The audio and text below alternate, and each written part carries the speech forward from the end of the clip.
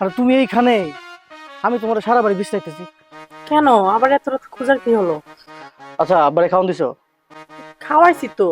আব্বার খাওয়ান নিয়ে তোমার এত টেনশন করতে হবে কেন? আমার আব্বারে আমি ঠিক মতোই খাওয়ান দাওয়ান দিচ্ছি। ঠিক আছে, কিন্তু আব্বাকে তো আমাকে বাড়ি মেহমান, আমার তো চেষ্টা দৌড়ি করতে হবে না? খাওয়ান দাওয়ান ঠিক মতো খাওয়াইতে হবে না? হবে তো। আর শোনো না, আব্বা কিন্তু একটা কথা। বুঝছি, আমি খুব ভালো করে বুঝতে পারতেছি তুমি কোনটা বলবা।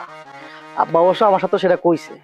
আমার কইছে যে ব্যবসা বাণিজ্য করতেছো ঠিক আছে, আর যদি কোনো সময় টাকা পয়সা দরকার হয় তুই আমারে কইও। আমি একটা জিনিস বুঝতেছি না, আব্বা কিন্তু আমার দিকে না খুব খেয়াল করতেছে। আমি বলছি আব্বা এখন টাকা পয়সা লাগবো না, আপনি একদম নিশ্চিন্তায় থাকেন। তুমি এসব কি বলো? তোমারে খেয়াল না করলে কারে খেয়াল করবো? তুমি আমার আব্বার একমাত্র মেয়ের জামাই। আমার কি আর কোনো ভাই বোন আছে যে তাদের দিকে দেখবো? তাদের ছেলের মতোই তো তুমি। ছেলেই বলতে পারো, এই জন্যই তো তোমার সবসময় তাদের যত্ন করে। আচ্ছা, এই সমস্ত কথা বাদ দাও। ক্ষুধা লাগছে, তাহলে খাবার রেডি করে যাও। আমার আবার আজকে তাড়াতাড়ি ঘুম পাইতেছে, বুঝছো? যাও। তুমিও না। আসো। আহ